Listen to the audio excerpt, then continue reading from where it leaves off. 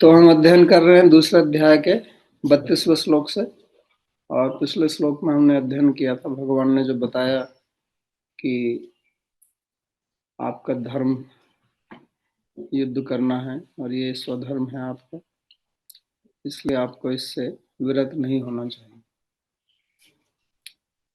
उससे पहले भगवान प्रकृति, पुरुष, शरीर, शरीरी, देह, देही, इसके बारे में विवेक का वर्णन कर रहे थे कि कैसे हमारी ना कभी मृत्यु होती है ना जन्म होता है।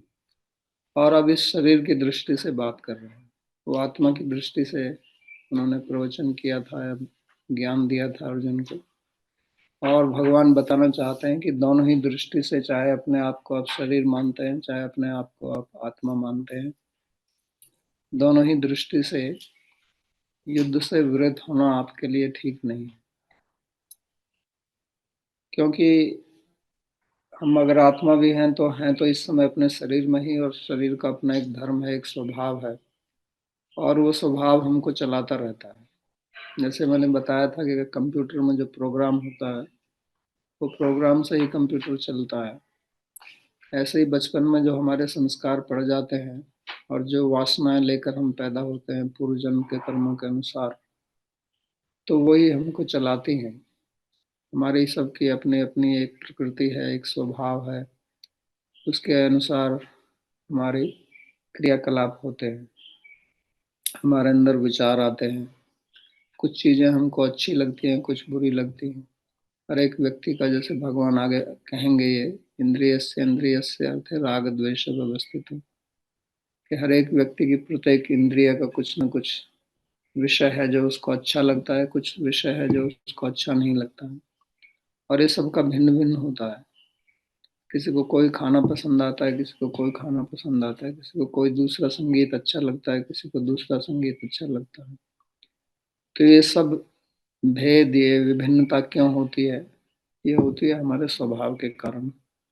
और स्वभाव के पीछे क्या कारण है? स्वभाव के पीछे दो कारण है। एक तो हमारे पूर्व जन्म की जो वासनाएं हैं जिनको लेकर हम पैदा होते हैं, और दूसरी है इस जन्म में जो हमको संस्कार हमारे बचपन में मिले हैं।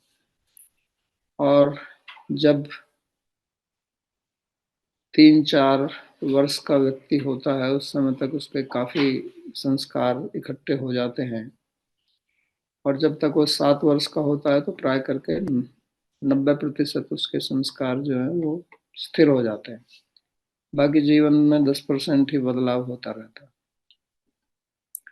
तो उसी स्वभाव को लेकर ही हमारे ऋषियों ने ये वर्ण व्यवस्था की थी।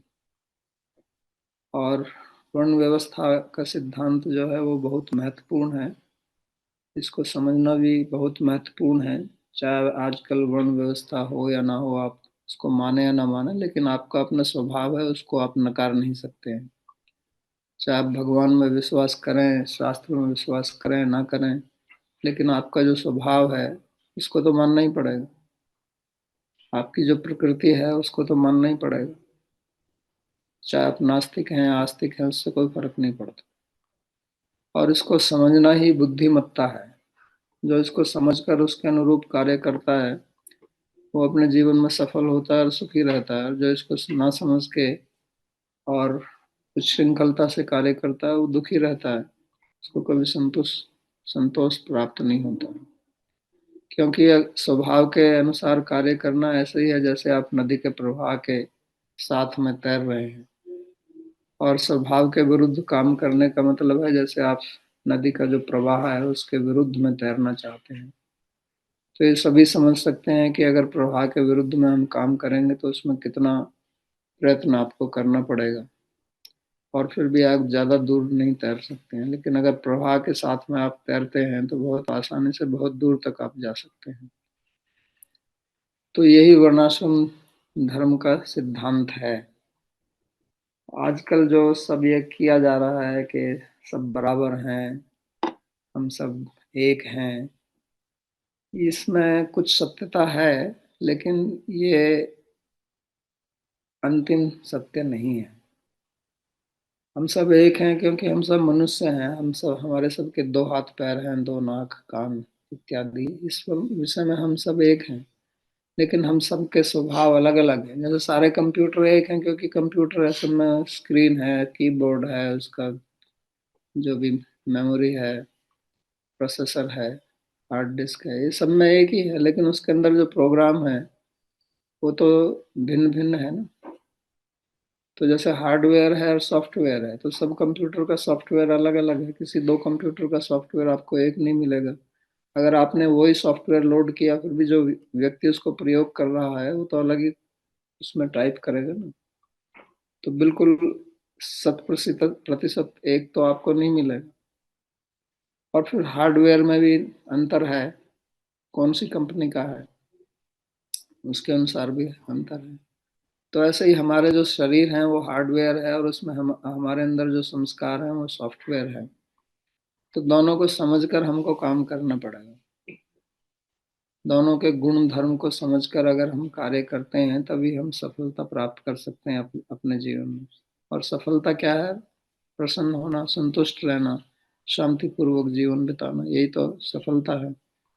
सफलता इसमें नहीं है कि मैं बहुत पैसा कमा लूं।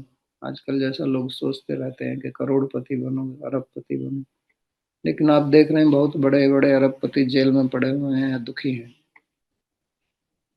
क्योंकि जगह अगर आप अपने स्वभाव के अनुसार आपका मन संतुष्ट नहीं है, तो पैसा आपके बाहर ही है, वो आपको संतोष नहीं दे सकता। तो ये सिद्धांत भगवान यहाँ सिखा रहे हैं। हालांकि देखने में ऐसा लग रहा है कि वो कह रहे हैं कि आप युद्ध करो, युद्ध करो। युद्ध का मतलब है अपने स्वभाव के अनुसार काम करो। इसलिए वो स्वधर्म शब्द का प्रयोग करते हैं। स्वधर्ममपि चावेक्षण न विकम्पितो महर्षि, जो उन्होंने पिछले श्लोक में बोला था। तो स्वधर्म का मतलब है स्वस्य धर्म है, अपना जो धर्म है।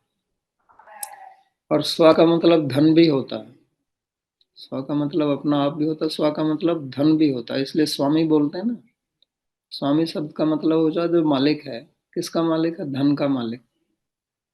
स्व माने धन, और स्वामी माने जो उसका मालिक है। तो इसलिए स्वधर्म का मतलब ये भी होता है कि ये धर्म जो है यही हमारा धन है। अगर हम इसको नहीं समझेंगे तो हम निर्धन है या निधन है। तो इसलिए उन्होंने कहा था कि स्वधर्ममपि चावेक्ष न विकम्पितो महर्षि। तो उसी में फिर आगे बोलते हैं, यदृच्छा चोपन्नम स्वर्ग द्वारमपावृतम सुखनः क्षत्रिय पार्थ लभन्ते युद्धम ईदृशम। हे अर्जुन, वे क्षत्रिय सुखी हैं जिन्हें से युद्ध का अवसर प्राप्त होता है। स्वयं से ही उत्पन्न हुआ ऐसा सौभाग्य स्वर्ग का खुला द्वार है। तो भगवान कहते हैं कि ये तो बगैर किसी प्रयत्न के आपको मिल गया है। यानी कि ऐसा समझिए कि जो आपका स्वभाव है उसके अनुसार ही आपको जॉब मिल जाए, बगैर प्रयास के। ट्राई करके लोगों को पता नहीं होता है कि उनका स्वभाव क्या है, लेकिन मानिए कि आपका जो स्वभाव है उसी के अनुरूप आपको नौकरी मिल जाए, तो उसमें कितना आनंद आएगा। वही स्वर्ग का द्वार है। स्वर्ग का मतलब है सुख। स्वर्ग एक स्थान विशेष भी है, लेकिन स्वर्ग का अर्थ होता है यन्न दुखेन संभिन्नम, यन्न ग्रस्तम अनंतरम, अभिलाषोपनीतम च तत्स्वपद आस्पद, तत्सुखम स्वपद आस्पद। यानी कि जिसमें दुख नहीं होता है, और जो इच्छा के अनुरूप आप चाहते हैं वो आपको मिल जाता है, ऐसे सुख को स्वर्ग बोलते हैं। तो भगवान भी कहते हैं 11वें अध्याय में उद्धव को, स्वर्ग है सत्व उदय। कि स्वर्ग क्या है? जब सत्व का उदय होता है। और सत्व में क्या होता है? सत्व में आदमी शांत रहता है। तो ये कहते हैं कि ये स्वर्ग का द्वार खुला हुआ है आपके लिए। स्वर्ग द्वारम अपावृत। तो जैसे मानो सुख का द्वार खुला हुआ है, आप उसमें घुस जाइए। और अगर आप नहीं घुसना चाहते तो दूसरों को धकेल दीजिए उसमें। द्वार खुला हुआ है और द्वार के अंदर सुख है, तो आप जाइए। आप नहीं जाना चाहते हैं तो दूसरों को भेज दीजिए। क्योंकि ऐसा कहते हैं ना कि जो क्षत्रिय युद्ध में मारे जाते हैं वो स्वर्ग जाते हैं। तो आप नहीं मरते हैं, दूसरों को मारिए, उनको भेजिए वहाँ। और यदृच्छया है ये, इसमें आपने कोई प्रयत्न नहीं किया है, क्योंकि ये तो लड़ना नहीं चाहते थे, तो मिल गया उनको मौका। तो ऐसे ही है, जैसे ब्राह्मण को कहीं यज्ञ करने का अवसर प्राप्त हो जाए, भंडारा मिल जाए, दान दक्षिणा मिल जाए, ऐसे ही क्षत्रिय के लिए या एक ब्राह्मण को कहीं ज्ञान प्राप्त करने का अवसर मिल जाए, तो उसको जैसे प्रसन्नता होती है, ऐसे क्षत्रिय को इस प्रकार की प्रसन्नता होती है।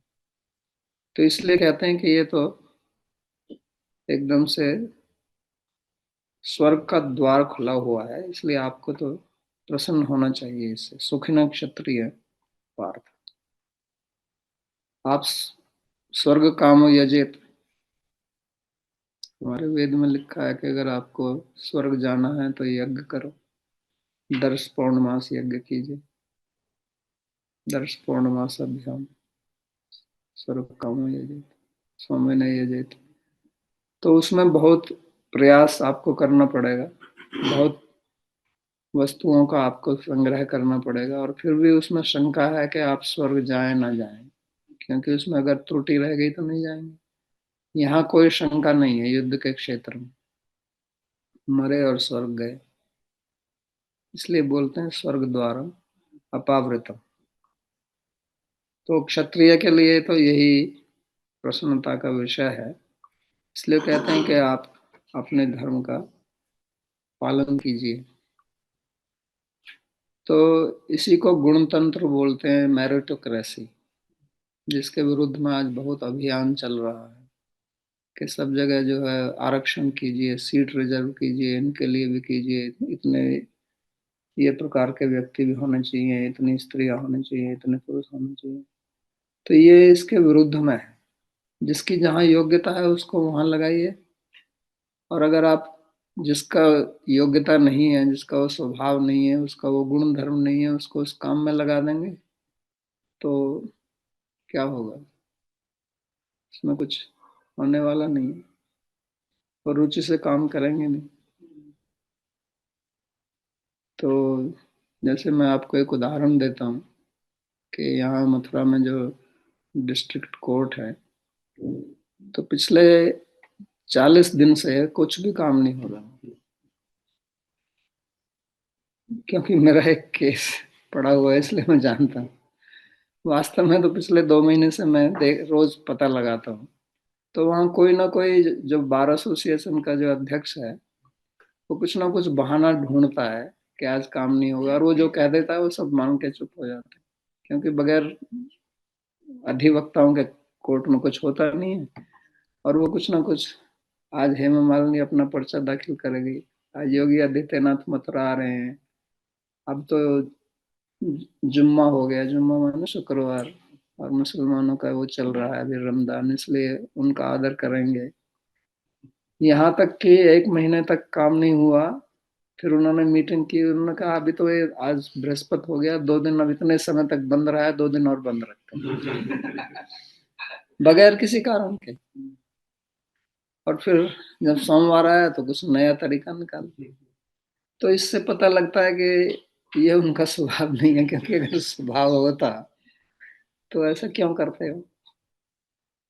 तो जब स्वभाव के विरुद्ध किसी कार्य में आदमी को लगाते हैं तो वो उससे बचता है, वही कामचोर, वहीं से भ्रष्टाचार होता है।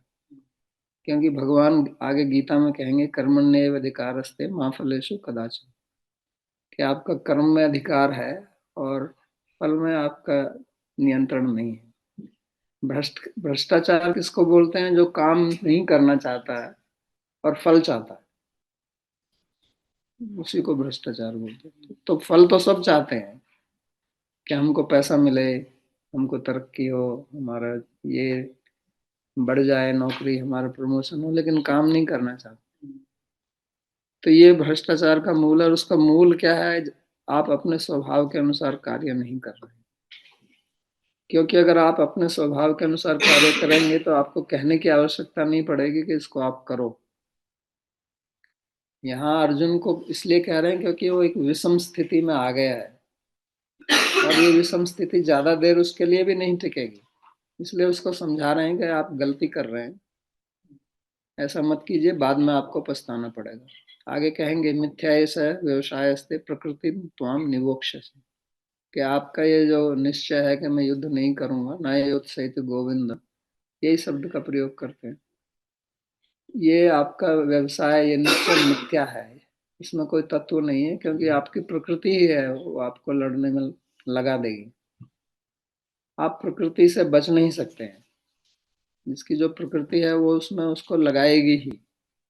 इसलिए जिसकी प्रवृत्ति बिजनेस करने की है, उसको आप डॉक्टर बना दो तो वो किडनी बेचेगा ही। क्यों, कुछ ना कुछ वो निकालेगा, क्योंकि उसकी प्रवृत्ति ऐसी है। क्या करेगा वो? जैसे वो हिंदी में एक कहावत है कि चोर चोरी से जाए, हेरा फेरी से ना जाए। कि एक चोर था, वो साधु बन गया, तो अब चोरी तो कर नहीं सकता, लेकिन हेरा फेरी तो कैसे छोड़ सकता है? उसका स्वभाव ही है चोरी करना। कुछ लोगों का स्वभाव ही होता है।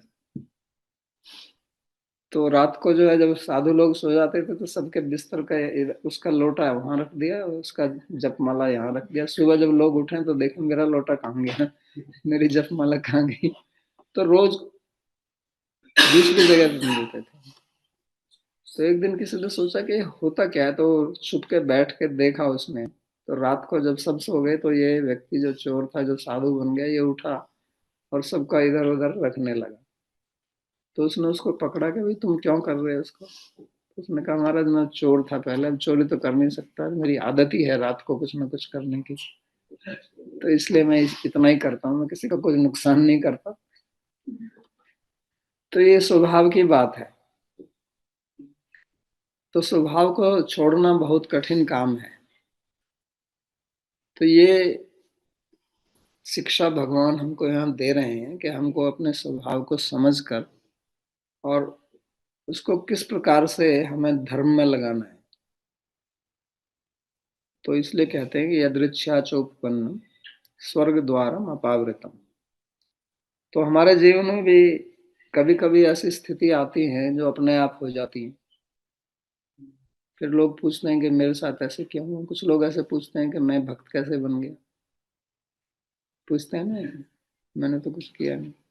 तो हो गया तो उसका फायदा उठाओ आप। स्वर्ग द्वारम अपावृतम।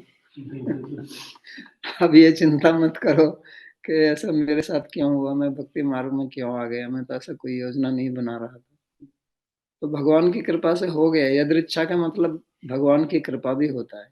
ये शब्द बहुत प्रयोग होता है, भागवत में अनेक बार आया है। तो यानी कि उसमें आपका कोई प्रयत्न नहीं है, उसमें भगवान की इच्छा है, भगवान की कृपा है, या आपकी कोई पूर्व वासना रही होगी जो इस समय उद्भूत हो गई है। तो वो यदृच्छा शब्द है। इसलिए कहते हैं कि क्षत्रिय लोग तो सुखी होते हैं। सुखिन क्षत्रिय पार्थ लभन्ते युद्धम ईदृशम, कि ऐसा युद्ध उनको मिल जाए तो वो प्रसन्न होते हैं। क्यों प्रसन्न क्यों होते हैं? क्योंकि अगर आपको अपने स्वरूप के अनुसार कार्य करने को मिल जाए तो उसमें प्रसन्नता होगी ही आपको। और अगर आपके स्वरूप के, आपके स्वभाव के अनुरूप कार्य नहीं मिलता है तो आपको कष्ट होगा ही उसमें। इसमें कोई दो राय नहीं। तो क्षत्रिय का यह स्वभाव होता है। यहाँ क्षत्रिय शब्द ऐसा ही नहीं है कि केवल वो क्षत्रिय कुल में पैदा हुआ, लेकिन उसका वो स्वभाव है। एक मैंने कथा सुनी थी कि जब अकबर राज्य कर रहा था, दिल्ली में उसकी राजधानी थी, तो पूरे इधर उत्तरी भारत के इस भूखंड पर उसका राज था। तो यहाँ के जो स्थानीय राजा थे वो उसके अंडर में थे। तो उसकी जो सेना थी उसमें क्षत्रिय लोग भी थे, क्योंकि उसके अधीन थे। वो महाराजा था यहाँ का। तो कुछ क्षत्रिय लोग उसके पास भी जाते थे कि हमको अपनी सेना में रख लीजिए। तो एक बार दो युवा क्षत्रिय बालक उसकी सभा में गए और उन्होंने कहा कि हम आपकी सेना में भर्ती होना चाहते हैं। तो अकबर ने पूछा कि आपका क्या गुण है, मैं कैसे जानूं कि आप योद्धा हैं, वीर हैं? तो आपके पास में कोई सर्टिफिकेट है, क्या है, कुछ बताइए। आज जैसे आजकल पूछते हैं, कोई कहीं नौकरी पर जाए तो पूछते हैं ना कि भाई आपको कुछ सीवी दिखाइए। तो उन्होंने कहा हमारा सर्टिफिकेट देखना चाहते हैं, अभी दिखाते हैं आपको। तो उन्होंने कहा ठीक है। तो हम दोनों ने तलवार निकाल ली। क्षत्रिय लोग थे, पहले तलवार लेके चलते थे। गांव में भी लोग लाठी लेके चलते हैं, कहीं भी जाते हैं। पहले तो बस में बैठते थे तो सब लाठी लेके बैठते थे।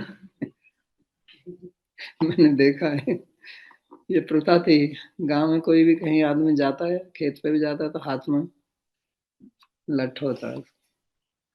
तो ऐसे क्षत्रिय लोग जो हैं वो कहीं बाहर जाते थे तो उनके साथ में तलवार तो होती ही थी।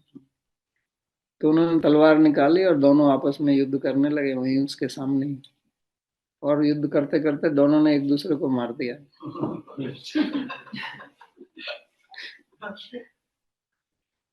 और खुशी खुशी मर गए। तो अकबर तो डर गया है देखकर कि ये क्या हुआ। इससे पहले कि उनको रोकता है वो तो भिड़ गए एक दूसरे से। और बहुत प्रसन्नता से दोनों हंस भी रहे थे और लड़ भी रहे थे, और दोनों ही मर गए। दोनों ने एक दूसरे को तलवार घोंप के मार दिया। तो अकबर को बड़ा आश्चर्य हुआ, डर भी लगा, ये हो क्या गया। तो वहां राजा मानसिंह था, वो जो उसके नीचे था, ये जो गोविंद जी का मंदिर है, राजा मानसिंह ने बनवाया था, रूप गोस्वामी जी के शिष्य भी थे। तो उससे पूछा कि ये क्या हुआ भाई। तो उन्होंने कहा कि आपने बहुत बड़ी गलती कर दी। उन्होंने कहा क्या? क्या आपने इनसे सर्टिफिकेट मांग लिया? कहता है तो क्षत्रिय हैं, ये तो मरने के लिए तैयार रहते, तो इन पे कोई परवाह नहीं है। क्षत्रिय ऐसे ही होते थे पहले। ये यहाँ उत्तर भारत में एक काव्य है जिसको आला उदल काव्य बोलते हैं। आपने तो शायद किसी ने नहीं सुना होगा। बचपन में मैं बहुत पढ़ता था, गांव में उसको सिखाते थे। आल्हा और उदल नाम के दो व्यक्ति हुए थे, यहाँ महोबा एक जगह है। बहुत वीर पुरुष थे, पृथ्वीराज चौहान के समय की बात है। तो उनके युद्ध की लड़ाई उसमें वर्णन करते हैं अपनी यहाँ स्थानीय भाषा में। तो उसमें एक दोहा टाइप आता था, जिस जब लड़ाई होती थी तो कैसे एक दूसरे, जो राजा होता था वो क्षत्रियो को किस प्रकार से उत्साहित करता था। तो वो दोहा इस प्रकार से है, जिसको आप सुनेंगे तो आप हंसेंगे। लेकिन क्षत्रिय को ऐसे ही, उसके अहंकार को ऐसे ही उत्साहित किया जाता। तो उसमें वो कहता है कि 8 साल तक कुकर जीवे, 12 साल तक जीव स्यार, और 20 साल तक क्षत्रिय जीव है, आगे जीने को धिक्कार। तो कहता है कि कुत्ता जो है वो 8 साल तक जीता है, और सियार, गीदड़ 12 साल तक जीता, और क्षत्रिय 20 साल तक जीता। 20 साल से आगे जिएगा तो उसका जीवन ही धिक्कार है, क्षत्रिय वत्रिय नहीं है। अब जो कोई बचपन से ऐसे सुनता हो आएगा, तो वो तो यही सोचेगा कि भाई ज्यादा जीना बेकार है। तो ये जो कहते हैं ना कि आत्मार्थे पृथ्वी तजेत, श्लोक है ना कि आत्मा के लिए पृथ्वी को भी छोड़ दो, ये क्षत्रिय पर लागू नहीं होता। कहते हैं ना तजेद एकम कुलस्य अर्थे ग्रामस्य अर्थे कुलम त्यजेत, ग्रामम जनपदस्य अर्थे आत्मार्थे पृथ्वी त्यजेत। कि एक कुल की रक्षा के लिए एक आदमी को आप बलिदान दे सकते हैं, गांव की रक्षा के लिए एक परिवार का बलिदान दे सकते हैं, और एक जनपद की रक्षा के लिए एक गांव का बलिदान दे सकते हैं, और अपनी रक्षा के लिए आप पूरी पृथ्वी का बलिदान दे सकते हैं। लेकिन वो क्षत्रिय पर लागू नहीं होता। क्षत्रिय तो कहता है कि हम तो जीते ही दूसरों के लिए हैं। इसलिए क्षत्रिय शब्द का यही अर्थ होता है, क्षतात त्रायते कि क्षत्रिय, जो दूसरों की रक्षा करता है उसको क्षत्रिय बोलते हैं। उसका जीवन ही होता है, उसमें ही उसको आनंद आता है, इसलिए उसको प्रजापालक बोलते हैं। तो उसी का वर्णन यहाँ भगवान कर रहे हैं कि सुखिन क्षत्रिय पार्था लभन्ते युद्धम ईदृशम। कि क्षत्रिय लोग तो ऐसा युद्ध ढूंढते हैं, और आप कह रहे हो कि मैं युद्ध नहीं करूंगा, तो ये बड़े आश्चर्य की बात है। क्योंकि ये युद्ध जो है वो ऐसे ही है जैसे ब्राह्मण लोग यज्ञ करते हैं या कोई दान कर्म करता है, तो ये एक प्रकार का यज्ञ ही है। ये धर्म युद्ध है। तो इसमें अगर आप मृत्यु को भी प्राप्त होते हो तो आप सीधा स्वर्ग जाएंगे, स्वर्ग का द्वार आपके लिए खुला हुआ है। और ये महाभारत में वर्णन भी आता है ना, जब युधिष्ठिर महाराज गए स्वर्ग में तो देखा युधिष्ठिर दुर्योधन तो वहां पहले ही बैठा हुआ था। तो उसको बड़ा आश्चर्य हुआ इस बात का कि ये कैसे यहाँ पर पहुंच गया, ये तो इतना अधार्मिक व्यक्ति और यहाँ पर बैठा हुआ है। तो ये वास्तव में ऐसा ही है। तो जैसे सन्यासी लोग मोक्ष को प्राप्त कर होते हैं, आपके जो शुक्ल शुक्ल कृष्ण गति है थे शुक्ल गति से, ऐसे ही क्षत्रिय लोग जाते हैं। लेकिन इस धर्म के युद्ध में नियम होते हैं। ऐसा नहीं है जैसा आजकल युद्ध होता है, ये कोई धर्म युद्ध नहीं है। यहाँ पर ये था कि जो व्यक्ति भयभीत है, यानी कि शत्रु, या युद्ध से परावृत्त हो गया है, युद्ध छोड़ दिया है उसने, या कोई नपुंसक है, स्त्री है, या कोई कृतांजलि हाथ जोड़ के सामने खड़ा हो जाता है, या अपने बाल खोल लेता है, वो भी एक साइन है कि मैं लड़ना नहीं चाहता, या कुछ बैठ जाता है, या कहता है कि मैं तो आपके शरणागत हूँ, या सोता हुआ व्यक्ति, या जिसके हाथ में अस्त्र शस्त्र नहीं है, जिसका रथ टूट गया है, घोड़ा मर गया है, उसके हाथ में कोई अस्त्र शस्त्र नहीं है, और जो अभी युद्ध के लिए तैयार नहीं है, या युद्ध करते करते घायल हो गया और वो युद्ध नहीं कर सकता है, तो ऐसे व्यक्ति को मारना अधर्म माना जाता था। ऐसी स्थिति में उसके साथ में युद्ध नहीं करते थे। इसलिए इसको धार्मिक युद्ध मानते थे, क्योंकि इसका एक कुछ नियम थे जो दोनों तरफ से लोग उनका पालन करते थे। ऐसा नहीं है जैसा आजकल होता है कि रात को जाके कुछ कर दो, और जो निर्दोष नागरिक हैं उनको नहीं मारते थे।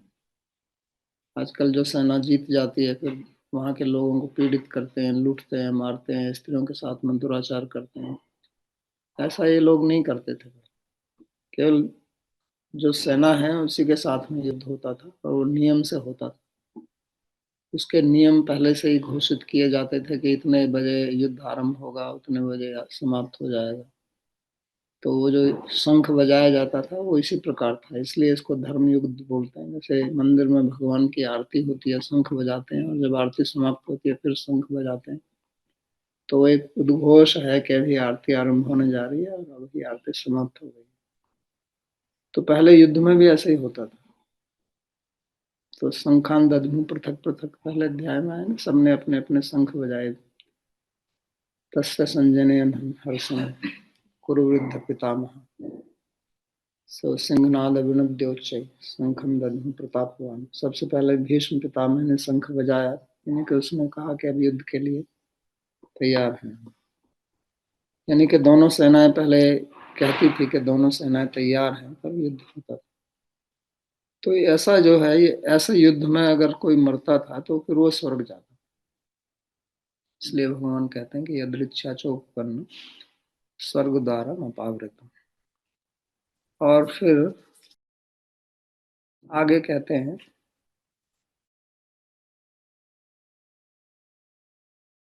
अथ चेत्त्वं धर्म्यं संग्रामं न करिष्यसि त्वतः स्वधर्मं कीर्तिं च हित्वा पापम वाप्स्यसि। परंतु यदि तुम यह धर्म युद्ध नहीं करोगे तो अपने स्वधर्म एवं कीर्ति को त्याग कर तुम्हें पाप लगेगा। तो पिछले श्लोक में तो उन्होंने बताया कि युद्ध करने से क्या लाभ होगा। तो उन्होंने कहा ना, स्वर्ग द्वारा अपावृत, और आप क्षत्रिय हैं, आपको सुख मिलेगा। तो कोई भी काम अगर व्यक्ति करता है तो बुद्धिमान व्यक्ति वही होता है जो उसमें लाभ हानि को पहले सोच लेता है कि इसको करने से मेरे को क्या लाभ होगा और क्या हानि हो सकती है, और अगर मैं ना करूं तो मेरा क्या नुकसान हो सकता है। ना करने से भी हानि हो सकती है, करने से भी हानि हो सकती है, ना करने से भी लाभ हो सकता है, करने से भी लाभ हो सकता है। तो बुद्धिमान व्यक्ति वो ही होता है, वो ऐसा कार्य करता है जिसको करने से उसको लाभ हो और हानि ना हो। तो इसलिए भगवान दोनों दृष्टि से यहाँ समझा रहे हैं। पहले उन्होंने कहा कि इसको करने से आपको क्या प्राप्त होगा। पहले तो आप अपने स्वधर्म का पालन करेंगे और उससे आपको स्वर्ग की प्राप्ति होगी, कीर्ति भी प्राप्त होगी आपको। और अगर नहीं करते हैं तो तब क्या होगा? तो कहते हैं कि स्वधर्मम कीर्तिम च हित्वा पापम वापसे। तो पहले तो आप युद्ध रूपी धर्म का त्याग करेंगे तो ये आपको पाप लगे, क्योंकि पाप पुण्य उसी को बोलते हैं। धर्मानुसार काम करें तो पुण्य होता है, और अगर धर्म का पालन ना करें तो पाप होता है। सबसे पहले तो आपका स्वधर्म का त्याग हो जाएगा, और आपकी कीर्ति का भी विनाश होगा कि इतना बड़ा वीर है और युद्ध से विरत हो गया है। अर्जुन की बहुत बड़ी कीर्ति थी, अपने समय का एक महान योद्धा था, महानतम योद्धाओं में से एक था। भगवान महादेव को उसने संतुष्ट किया था, यहाँ तक कि इंद्र की भी सहायता की थी। निवात कवच नाम के जो असुर थे उनके साथ युद्ध करके उनको मारकर इंद्र को उन्होंने सुरक्षा प्रदान की थी। इंद्र स्वयं उनसे युद्ध नहीं कर पा रहा था। इंद्र ने प्रसन्न होकर उनको किरीट दिया था, इसलिए अर्जुन का एक नाम किरीटी भी है। अर्जुन को अपने आसन पर बैठाकर आधा आसन दिया था, अर्धासन। एक बहुत बड़े सम्मान का प्रतीक होता है कि कोई राजा जो है आपको अपने ही आसन पर बैठा दे। तो अर्जुन की इतनी कीर्ति थी, स्वर्ग तक कीर्ति उसकी फैली हुई थी। और अब अगर वो युद्ध से विरत हो जाता है तो कीर्ति तो होगी उसकी, इसलिए स्वधर्म का भी त्याग होगा, कीर्ति भी होगी। ये युद्ध ना करने के नुकसान बता रहे हैं। और फिर जीवन कैसे व्यतीत करेंगे? आपको भिक्षा से ही रहना पड़ेगा, क्योंकि खाने के लिए तो कुछ मिलेगा चाहिए ना आपको। तो जो अर्जुन पहले कहता है श्रेयो भोक्तुम भैक्षम अपि लो, तो उसमें क्या सम्मान रहेगा आपका? क्योंकि वो भी एक अधार्मिक कृत्य है क्षत्रिय के लिए भीख मांगना। ब्राह्मण के लिए तो ठीक है, लेकिन क्षत्रिय भिक्षावृत्ति से रहे, ये भी अधर्म है। और युद्ध से आप विरत हो गए तो जरूरी नहीं है कि आप जीवित बच के चले जाओगे यहाँ से। ये लोग भी तो आपको मार सकते हैं, क्योंकि वो तो अधार्मिक है ही, आपको मारने का पहले से ही प्रयास किया था। तो वो तो ऐसा मौका ढूंढेंगे ही कि किसी तरह से आपको मारना है। तो अगर आप युद्ध से विरत होकर मारे गए तो आप नरक जाओगे, युद्ध करते हुए मरे तो वीर गति को प्राप्त होगे, स्वर्ग जाओगे। लेकिन अगर युद्ध को छोड़कर आप मारे गए तो फिर आप नरक जाओगे। और सबसे बड़ा पाप होगा कि आप अपने भाइयों के साथ विश्वासघात करोगे, क्योंकि इनके जो भाई हैं वो तो इन पर बहुत निर्भर करते थे युद्ध के विषय में। सब जानते थे कि अर्जुन बहुत बड़ा योद्धा है, बहुत बड़ा वीर है, और इसी के बल पर लड़ने के लिए यहाँ खड़े हुए हैं। तो अगर आप युद्ध नहीं करोगे तो उनको कैसा लगेगा आपके बारे में? इसका मतलब आपने उनके साथ में विश्वासघात किया, और विश्वासघात करना बहुत बड़ा पाप होता है, वो भी अपने ही भाई बंधुओं के साथ में विश्वासघात करना। और दूसरा, फिर जो दूसरे लोग हैं उनके ऊपर इसका क्या असर पड़ेगा? जैसा भगवान आगे कहेंगे, यदि यदि आचरति श्रेष्ठ तत्तदेव इतरे जन। ये श्रेष्ठ पुरुष जो कार्य करता है दूसरे लोगों पर उसका बहुत असर पड़ता है। जब कोई लोग कुछ गलत काम करना चाहते हैं तो वो भी एक आदर्श ढूंढते हैं, उदाहरण ढूंढते हैं कि अरे उसने भी तो ऐसा किया, मैं ऐसा कर रहा हूँ तो क्या है। तो फिर लोग जो जो क्षत्रिय लोग हैं वो कहेंगे कि इतना बड़ा देखो वीर अर्जुन, वो भी युद्ध से विरत हो गया, तो हम अगर हो जाएं तो कौन सी बड़ी बात है, हम तो उतने बड़े नहीं। तो इसलिए आप अधर्म का प्रवर्तन करने में भी भागी होंगे, इसलिए ऐसा मत कीजिए। और अगर आप लड़ें तो उसका क्या लाभ होगा कि आप स्वधर्म का पालन करेंगे, मरे तो स्वर्ग जाएंगे और जीते तो कीर्ति को प्राप्त होगी और आपको राज्य मिलेगा। और राज्य मिलकर आप अपने क्षत्रिय धर्म का पालन करेंगे, प्रजा का पालन कीजिए, यज्ञ कीजिए, लोगों को धर्म में लगाइए, तो उससे कितना बड़ा कार्य होगा इस समाज। क्योंकि समाज जो है उसको एक अच्छे नेता की आवश्यकता होती है। नेता शब्द जो है वो नी प्राप्त धातु से इसलिए बना, जैसे हमारे नेत्र हैं वो भी नी धातु से बनते हैं, क्योंकि नेत्र से ही चलते हैं हम आगे देखकर। तो नेता भी वही होता है जो हमको एक दिशा देता है। तो अगर नेता अगर ठीक नहीं है या नेता नहीं है तो अनायका नश्यन्ति नश्यन्ति बहुनायक। तो जिनका कोई नायक नहीं होता है उनका विनाश हो जाता है, और बहुत नायक हो जाए, एक से ज्यादा हो जाए, तो उनका विनाश, क्योंकि वो नायक ही आपस में लड़ेंगे। तो इसलिए आप नेता हैं समाज के, तो आप एक बहुत ही गलत उदाहरण प्रस्तुत करेंगे। तो जो अच्छे नेता होते हैं, जो समाज के श्रेष्ठ व्यक्ति होते हैं, वो कार्य केवल अपनी भलाई के लिए ही नहीं करते हैं। उनके मन में ये भी विचार रहता है कि मैं ऐसा कार्य कर रहा हूँ तो इससे समाज के ऊपर क्या असर पड़े।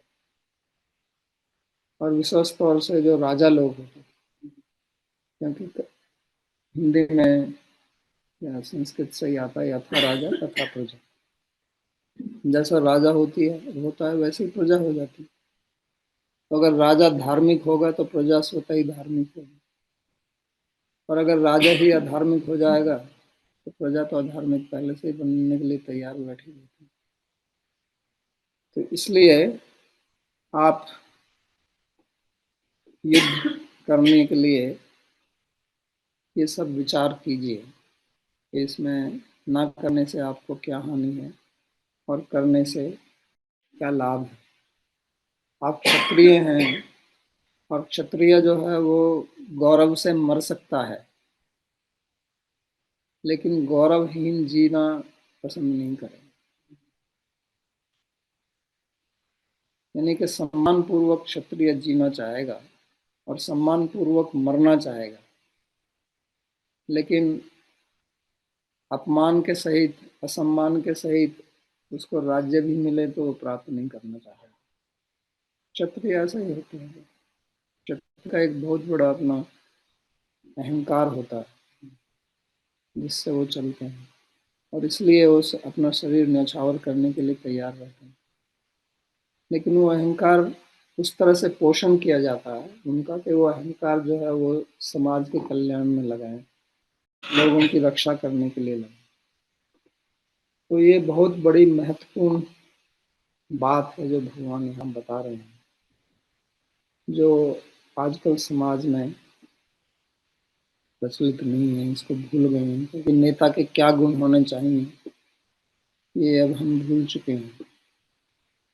तो अर्जुन जो है वो नेता है, और इसलिए भगवान ये सब शिक्षा उसको दे रहे हैं। तो नेता के लिए अकीर्ति होना भी एक दुख की बात है। प्राय समाज में लोग दूसरे के छिद्रावेशन अन्वेषण करते हैं, दूसरों में गलती निकालते हैं, निंदा करते हैं। ये मनुष्य की स्वाभाविक रुचि होती है, और कोई भी अपनी निंदा सुनना नहीं चाहता है, लेकिन दूसरा की निंदा करने में बहुत रस आता है। दूसरों की प्रशंसा करना हमारा स्वभाव नहीं है। दूसरों की प्रशंसा तो हम विवश होकर करते हैं, जब करनी ही पड़ जाती है तो क्या करना है, करनी ही पड़ेगी। जब कहीं पर कोई समाज लगा हो तो वहाँ दूसरों की प्रशंसा करते हैं। और वो भी इसलिए करते हैं कि लोग फिर हमारी प्रशंसा करें। तो वास्तव में दूसरों की प्रशंसा करने में व्यक्ति की रुचि नहीं होती, दूसरों की निंदा करने में बहुत रुचि होती है। निंदा अगर कोई नहीं करता है तो प्राय करके इसलिए नहीं कर रहा है कि उसको कुछ भय है कि मेरे को दंड मिलेगा या कुछ समस्या खड़ी हो सकती है, तो फिर वो छुप छुप के फिर भी करेगा। इसलिए आजकल इंटरनेट का ज़माना है, तो इसमें आप बहुत कुछ कर सकते हैं, क्योंकि कोई तो आपके देखने आ नहीं रहा है। आप फेक आईडी भी बना लें, कुछ भी करें, फोटो भी गलत लगा दें, फिर लिखते जाएं दूसरों के बारे में, तो इंटरनेट से भरा हुआ है निंदा। तो इसलिए क्या कहते हैं कि आपकी कीर्ति है, और अगर आप नहीं करेंगे तो सब लोग आपको गाली देंगे। ये आगे इसके बारे में 3 श्लोक और बोलेंगे भगवान, क्योंकि ये बहुत इम्पोर्टेंट महत्वपूर्ण विषय है, ये निंदा और प्रशंसा का, क्योंकि मनुष्य के स्वभाव की बात है। अर्जुन तो ऐसा सोच रहा है कि लोग मेरी प्रशंसा करेंगे, क्योंकि जो भी कोई व्यक्ति कुछ काम करता है तो वो ये सोचता है कि मैं बहुत अच्छा कर रहा हूँ और लोग मेरी प्रशंसा करेंगे, लेकिन लोग उसको कैसे देखेंगे ये आपको पता नहीं। वो किस दृष्टि से देखेंगे, वो आपकी दृष्टि से नहीं देखेंगे। उनके पास में अपना चश्मा है, आपका चश्मा नहीं मांगने आएंगे। और उनका चश्मा जो है वो छोटे छोटे छिद्रों को बड़ा बड़ा करके दिखाता है और आपके गुण को नहीं दिखाता है।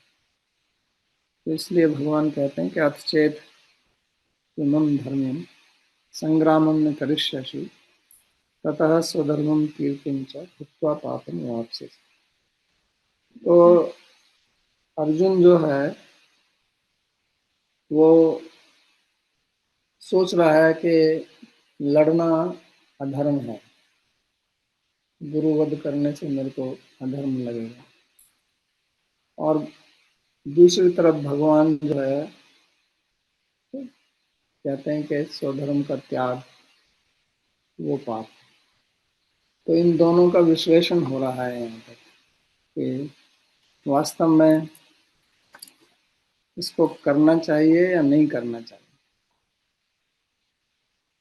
ऐसी स्थिति हमारे जीवन में कई बार आती है जब हम ये निर्णय नहीं कर पाते हैं कि ये करें या वो करें, कौन सा कार्य करना ठीक है। दोनों ही धार्मिक कृत्य लग सकते हैं या दोनों ही अधार्मिक, या एक ज़्यादा धार्मिक और एक कम धार्मिक, या एक धार्मिक एक अधार्मिक, इस प्रकार की स्थिति आती है। वेद में भी इस प्रकार के वचन मिलते हैं। एक तरफ कहते हैं कि ना हिंसात सर्वभूतानि, हिंसा नहीं करनी चाहिए। दूसरे तरफ जो है यज्ञों का वर्णन है जहाँ हिंसा होती है, और उसमें बहुत विचार करते हैं कि यहाँ हिंसा है या नहीं है। तो ये मीमांसा है, धर्म की मीमांसा। तो वो भी हम मीमांसा भी यहाँ पर है कि एक तरफ तो है गुरुवध, कथम भीष्म महम संख्य द्रोणम शुद्धि प्रतिवत्सम पूजा रहा। और दूसरी तरफ वो क्षत्रिय है और विशुद्ध क्षत्रिय है, 100% क्षत्रिय है, तो वो अपने धर्म का त्याग कैसे करे। तो अब यही प्राय करके लोग जो आजकल जो लोग जो शांति पूर्वक और विश्व शांति की बात करते हैं, जब से ये 2 विश्व युद्ध हुए तब से लोगों की धारणा युद्ध के विरुद्ध में बदल गई। तो युद्ध बिल्कुल गलत चीज़ है, होना ही नहीं चाहिए, शांति होनी चाहिए। तो ठीक है, लेकिन कभी कभी इसको भी करना धर्म होता है, नहीं तो अधर्म हो जाता है, तो ना करने से और ज़्यादा अशांति आती है।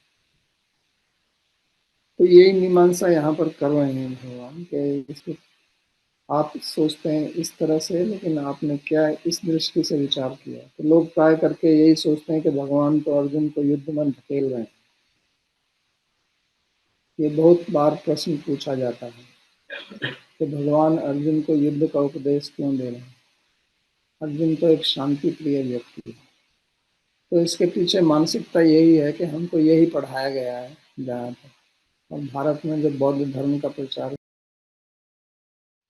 और जैन धर्म आया, हिंसा परमो धर्म, हिंसा हिंसा, तो उससे एक ये मानसिकता बन गई कि हिंसा तो गलत है। हिंसा गलत है लेकिन हर जगह गलत नहीं, कहीं उसको करना भी ठीक है। जहाँ आपको शत्रु से विरोध करना है, शत्रु से रक्षा करनी है, वहाँ पर अगर आप अहिंसक बने रहेंगे तो उसका जो परिणाम होगा वो ज़्यादा हिंसक होगा। क्योंकि जो दूसरे व्यक्ति हैं, जो शत्रु हैं, वो तो इस बात पर विचार नहीं करेंगे। तो ये भी हमको सोचना चाहिए। भगवान का कोई विशेष रुचि नहीं है इसमें, तो युद्ध भी होना चाहिए। तो शांति के लिए, शांति वार्ता के लिए आए थे शांति दूत बन। लेकिन जब बात दूसरे व्यक्ति मान नहीं रहे हैं तो अभी धर्म के लिए युद्ध करना ही पड़ेगा। तो इसी बात को बता रहे हैं। और दूसरी बात वो बता रहे हैं कि जो आपका स्वभाव है उसको आप छोड़ नहीं सकते। ये और भी ज़्यादा महत्वपूर्ण बात। युद्ध के जो अभी तात्कालिक स्थिति है कि युद्ध करना है, वो तो है ही, लेकिन उससे जो महत्वपूर्ण बात वो बता रहे हैं वो है स्वभाव की, जो कि सबके ऊपर लागू होती है। अर्जुन तो एक व्यक्ति विशेष है और उसका धर्म है क्षत्रिय होने के नाते युद्ध करना। लेकिन हम जो हैं, हमारा भी अपना स्वभाव है। और ये उपदेश आगे कई अध्याय तक भगवान देते चलेंगे, क्योंकि ये ठीक से समझ में नहीं आता। बार बार अर्जुन भी इस बात को पूछेगा कि आप क्यों मेरे को इस युद्ध में घोरे कर्म नहीं नियो, जैसे क्यों मेरे को इस घोर कर्म में लगा रहे हैं। भगवान बताएंगे कि जो संन्यास है वो भी एक मार्ग है और कर्मयोग भी एक मार्ग है, लेकिन दोनों के अधिकारी अलग अलग हैं। तो हमें देखना पड़ेगा कि हमारी क्या योग्यता है, हमारा क्या अधिकार है, और उसके अनुरूप ही हमको कर्म करना है। अगर हम दूसरे के अनुसार काम करेंगे तो उससे बड़ी समस्याएं खड़ी होंगी और एक अव्यवस्था फैल जाएगी और समाज का पतन होता है, भ्रष्टाचार फैलता है। क्योंकि जो, अगर हम अपने स्वभाव के अनुसार काम नहीं करेंगे तो जो भी हम काम करेंगे उस वो बगैर रुचि के करेंगे और उसको ठीक से नहीं करेंगे और उसमें काम चोर बनेंगे। लेकिन फल हम चाहते हैं, हर एक व्यक्ति चाहता है, तो फिर उस फल को हम गलत तरीके से निकालेंगे, कहाँ से न कहीं से। तो यही भगवान यहाँ पर शिक्षा दे रहे हैं। और आगे 34, 35 और 36 श्लोक में भी, मतलब 37 तक इसी विषय पर भगवान बोलते रहेंगे। तो आज का प्रवचन में समाप्त करते हैं। तो कोई प्रश्न है तो पूछिए।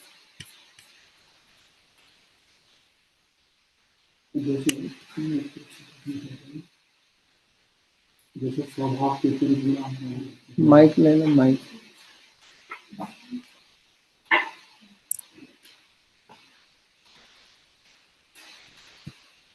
जैसे हमारा अपने स्वभाव के विषय में वर्णन किया, तो अपने स्वभाव को जानने के लिए ऐसे तो बहुत मुश्किल होता है, लेकिन हमारा जो ज्योतिष में जो कुंडली होती है, हॉरोस्कोप होता है, वो हमारा जो लग्न वगैरह ऐसे होता है, वहाँ से काफी कुछ जानकारी मिलती है। तो क्या ये सभी को उसकी हेल्प लेनी चाहिए? हाँ, हेल्प जहाँ से भी हेल्प मिल जाए वो लेनी चाहिए, उसमें क्या। मतलब ज्योतिष से आपको पता चलता है कोई अच्छा है तो वही स्वभाव के बारे में बताता है, पूरा वर्णन बनाता है।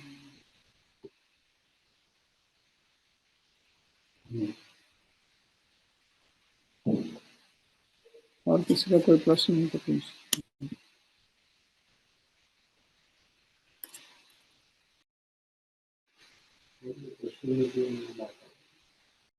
दीपक जी का प्रश्न है, how does one know what is one's nature because nowadays there is no वर्णाश्रम। तो ये बहुत बड़ी समस्या है, क्योंकि वर्णाश्रम सिस्टम तो इस समय ध्वंस ही हो गया है प्राय करके। इसलिए हमारा क्या स्वभाव है इसको जानना बहुत कठिन काम है। तो उसका एक तरीका तो जैसे इन्होंने पूछा ज्योतिष शास्त्र से, अगर ठीक कोई ज्योतिष शास्त्र का जानने वाला हो तो आपके हॉरोस्कोप जो कुंडली है उससे भी पता लगा सकता है कि आपका क्या स्वभाव है।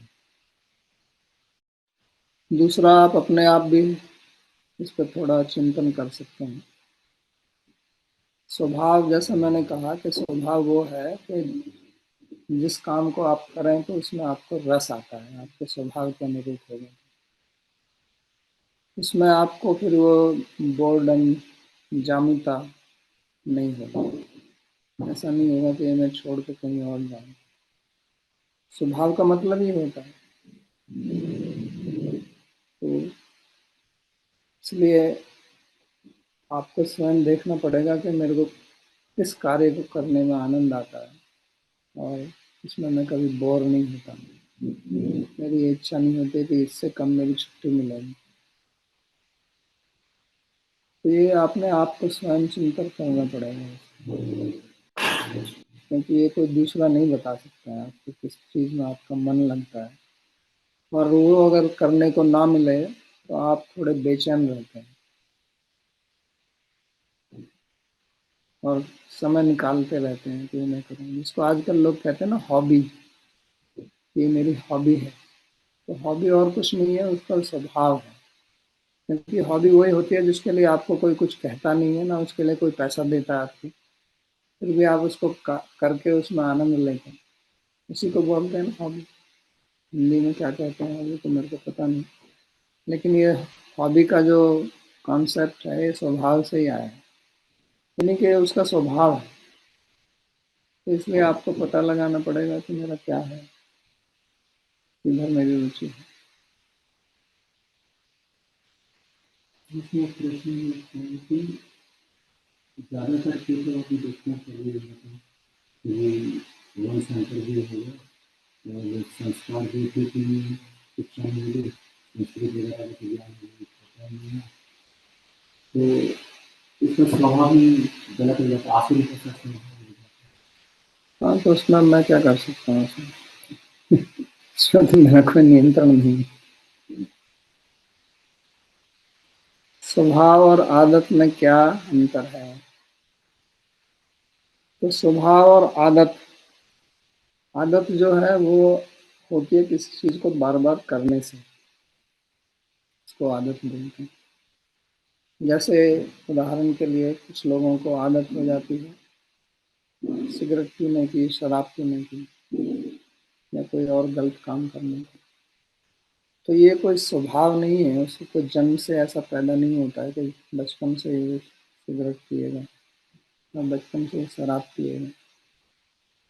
लेकिन वो संग के कारण, अच्छी आदत अच्छी भी हो सकती है, बुरी भी हो सकती है।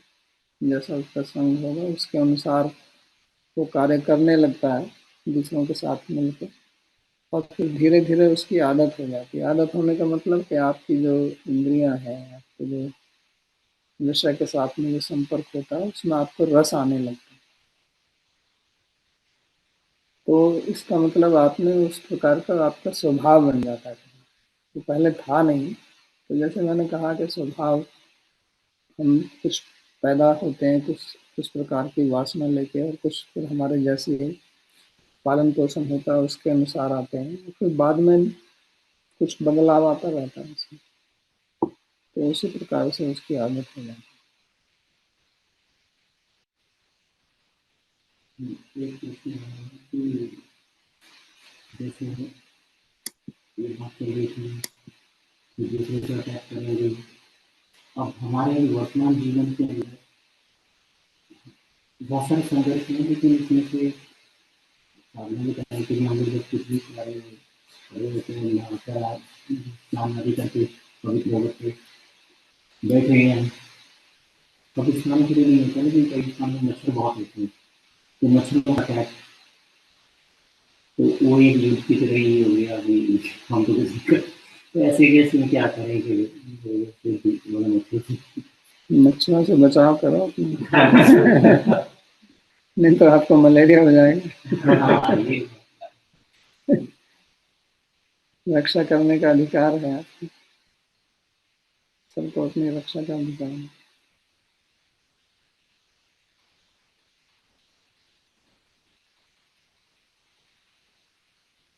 सो एक प्रश्न है, नेचर कैरेक्टरिस्टिक और क्वालिटीज मीन द सेम। पहले तो ये हिंदी की क्लास है, अब प्रश्न अंग्रेजी में पूछ रहे हैं आपको। तो ये हिंदी में नेचर को स्वभाव बोलते हैं, कैरेक्टरिस्टिक और क्वालिटी का मतलब गुण होता है।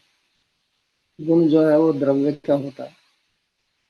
तो स्वभाव का मतलब है यहाँ पे अंग्रेजी में जिसको बोलते हैं टेंडेंसी, इंक्लिनेशन।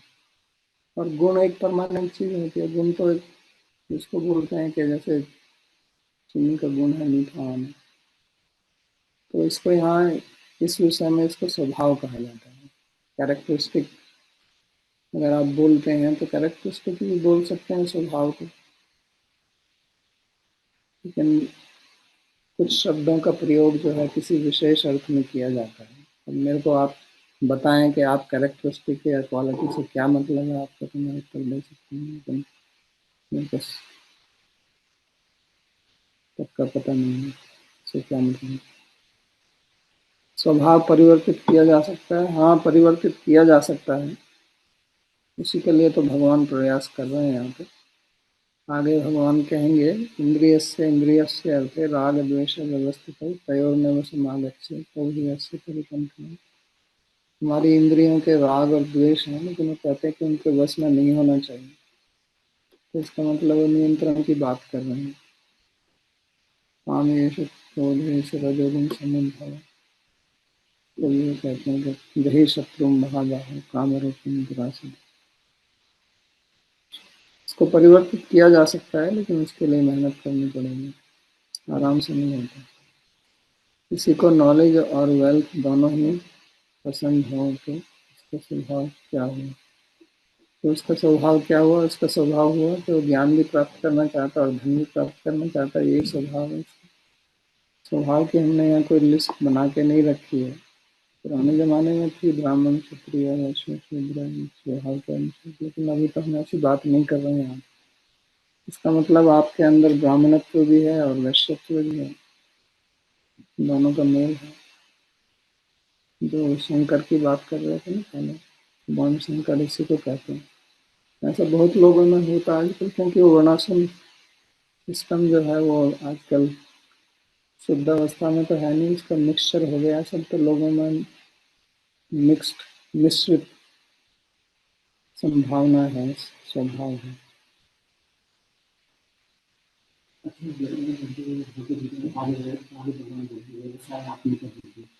तो ये लक्ष्य के लिए स्वभाव की उसमें शामिल क्या मतलब? गोल सेटिंग के लिए मतलब भगवान को इतना धार्मिक वातावरण देख वो तो आएगा अभी, आप चिंता क्यों कर रहे हैं, आ जाएगा। स्वभाव आगे के साथ चेंज हो जाता है, एज के साथ चेंज हो जाता है, जब हमें डिफरेंट लाइफ एक्सपीरियंस होता है। हाँ, समय के अनुसार बदलता है, वो भी एक हमारा स्वभाव ही है। लेकिन यहाँ स्वभाव से जो मैं बात कर रहा हूँ वो इस प्रकार की है, इसको थोड़ा समझ लीजिए। समय के साथ में जो आप बदलने की बात कर रहे हैं वो वास्तव में स्वभाव नहीं बदलता, लेकिन हमारी जो सामर्थ्य है वो बदल जाती है।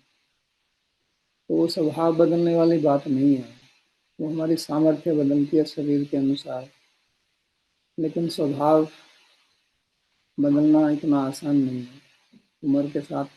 जैसे अगर किसी की बुद्धि चलती है, मानो ज्ञान प्राप्त करने में उसकी ज़्यादा रुचि रहती है या पैसा बनाने में ज़्यादा रुचि रहती है, तो जैसे वो उसकी उम्र बढ़ती है तो इसका मतलब ये नहीं कि वो खत्म हो जाएगी। वो बात अलग है कि जैसे वो वृद्ध हो जाए उसकी सामर्थ्य नहीं रहेगी, लेकिन उसका स्वभाव भी वैसा है। तो इसको थोड़ा अंतर को समझना पड़ेगा। दोनों में ये फर्क है। सामर्थ्य अलग है, स्वभाव अलग। स्वभाव के रेलेवेंस है योगी जीवन मुक्ति व योगी के लिए। ये प्रश्न मेरे समझ में आया, क्या बोलेंगे? प्रणाम गुरु महाराज।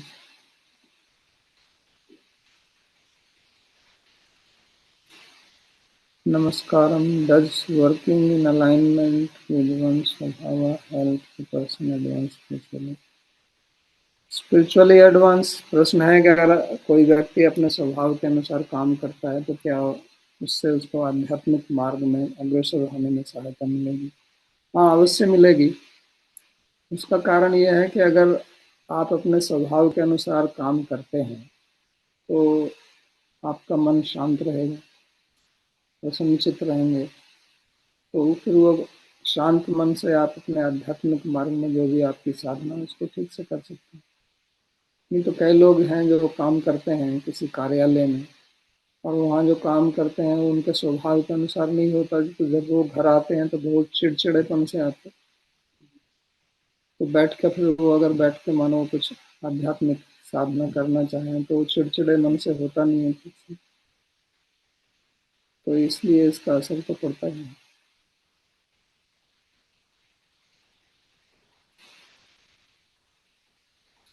स्वभाव सत्व रजस तमस पर डिपेंड होते हैं। हाँ जी, स्वभाव सत्व रजस तमस पर ही बनता है, उससे स्वभाव बनता है। सब जैसा मैंने पिछले प्रवचन में बताया था, सबका मूल कारण जो है सत्व रजस तमस है, क्योंकि प्रकृति जो है ये 3 गुणों से बनी है। सत्व रजस तमस की गुणा प्रकृति संभव, ये 3 गुण हैं। तो हमारे मन में, बुद्धि में, अहंकार में, चित्त में, शरीर में, हर चीज में 3 गुण व्याप्त है। इस संसार में ऐसी कोई चीज नहीं है जो 3 गुण से मुक्त है। तो हमारे स्वभाव नहीं, वस्तुओं के भी जो स्वभाव है, आयुर्वेद पढ़ते हैं तो उसमें वो जो स्वभाव बताते हैं, गुणों की बात करते हैं, वहाँ पे वात पित्त कफ की बात करते हैं। वात को बढ़ाता है, पित्त को बढ़ाता है, उसको कम करता है, कफनाशक है। तो ये सब सत्व रजस और तमस से ही जुड़ा है। ये मूल है, सिद्धांत है सत्व रजस तमस प्रकृति का। उसी से फिर वात पित्त कफ आते हैं।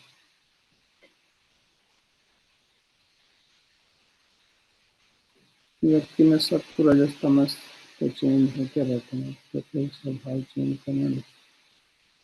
ये आपका मानना है, ऐसे चेंज होते रहते हैं, वास्तव में चेंज नहीं होते हैं, क्योंकि वो कोई फिक्स नहीं है। उनमें ऊपर नीचे होता है, लेकिन उनका जो मीन लेवल है वो रहता है। किसी के सात्विक स्वभाव है तो वो भी तमस में जाता है। प्रकृति के गुण, रात को सोएगा तो तमस में ही सोता है, नहीं तो सात्विक व्यक्ति को नींद नहीं आएगी। राजसिक व्यक्ति को भी तमस में जाना पड़ेगा सोने के लिए। सात्विक व्यक्ति भी काम करता है तो रजस से करता है। तो ये समय के अनुसार, दिन रात के अनुसार, भोजन के अनुसार इसमें कुछ न कुछ चेंज आता रहता है, क्योंकि हर चीज का प्रभाव पड़ता है। लेकिन इसका मतलब ये नहीं कि आपका स्वभाव बदल गया। आपका जो स्वभाव है वो स्वभाव वैसा ही रहता है। आप सोकर उठेंगे तो वैसे ही काम करेंगे। आपने कुछ ऐसा खाना खा लिया जो आपको राजसिक ज्यादा बना दे या तामसिक ज्यादा बना दे, लेकिन उसके प्रभाव से जब निकलेंगे तो आपका स्वभाव जैसा था वैसा रहेगा।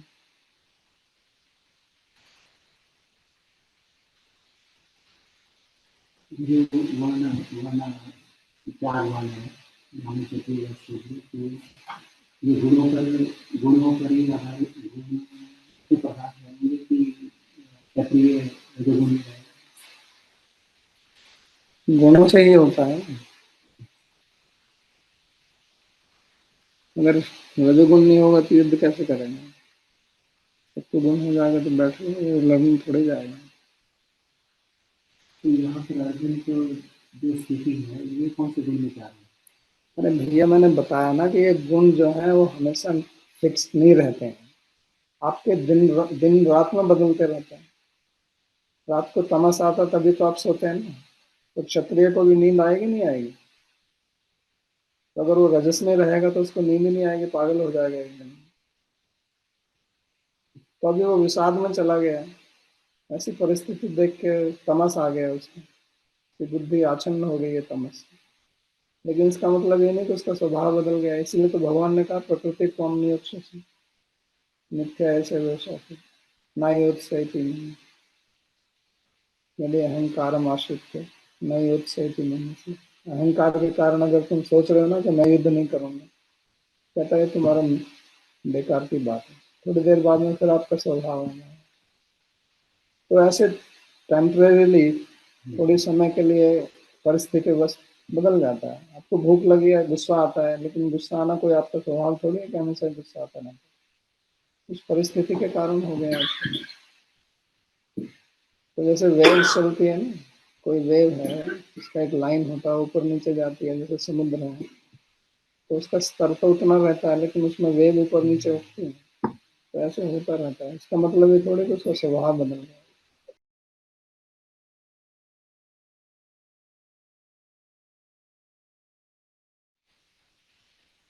स्वभाव को डिफल्ट चेंज करना डिफिकल्ट क्यों है? डिफिकल्ट इसलिए है कि इसको आप चेंज किससे करोगे। पहले आज तो समझिए कि स्वभाव बदलेगा कैसे। जिस चीज का आप प्रयोग करेंगे बदलने के लिए, उसमें ही तो स्वभाव बैठा हुआ है।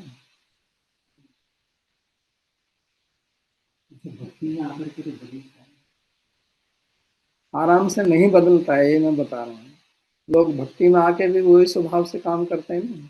कुछ लोगों को बाहर जाने में आनंद आता है, कुछ लोगों को वहां भी भक्ति मार्ग में भी पैसा बनाने में आनंद आता है। आता नहीं आता। तो स्वभाव है, वो उस परिस्थिति में आपका स्वभाव कैसे प्रस्फुटित होता है वो अलग बात है, लेकिन काम अपने स्वभाव से ही कर रहे हैं।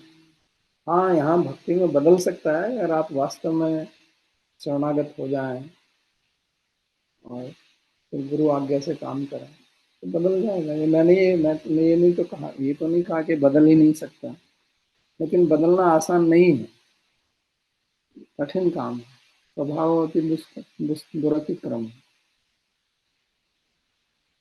आगे भगवान भी कहेंगे ये बात, सदृशम चेष्टे स्वस्या प्रकृति गुणवान विद्वान प्रकृति यांति भूतानि।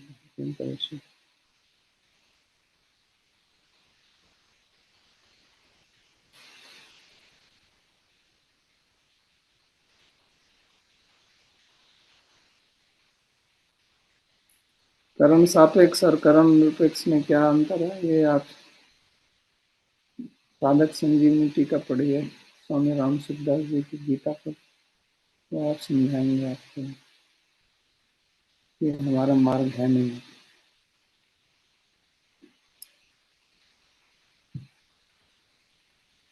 ठीक है, तो अभी हम प्रार्थना के श्लोक पढ़ते हैं। सर्वोपनिषद गावो दुग्धा गोपाल नंदन पार्थो वत्स सुधीर्भोक्ता दुग्धम गीतामृतम महत्। एकम शास्त्रम देवकी पुत्र गीतम एको देवो देवकी पुत्र एव एको मंत्रस्तस्य नामानि यानि कर्माप्येकं तस्य देवस्य सेवा। कार्पण्यदोषोपहतः स्वभावः पृच्छामि त्वां धर्मसम्मूढचेतः। यच्छ्रेयः स्यात् निश्चितं ब्रूहि तन्मे शिष्यस्तेऽहं साधिमां त्वां प्रपन्नम्। यत्र योगेश्वरः कृष्णो यत्र पार्थो धनुर्धरः तत्र श्रीर्विजयो ध्रुवा नीतिर्मतिर्मम। कृष्णाय वासुदेवाय देवकी नंदनाय च गोपकुमाराय गोविन्दाय नमो नमः। नमः पंकजनाभाय नमः पंकजमालिने नमः पंकजनेत्राय नमस्ते पंकजङ्घ्रे भवे भवे यथा भक्तिर् पादयोस्तव जायते तथा कुरुष्व देवेश नाथस्त्वं नो यतः प्रभो नाम संकीर्तनं यस्य सर्वपापप्रणाशनम् प्रणामो दुःखशमनस्तं नमामि हरिं परम्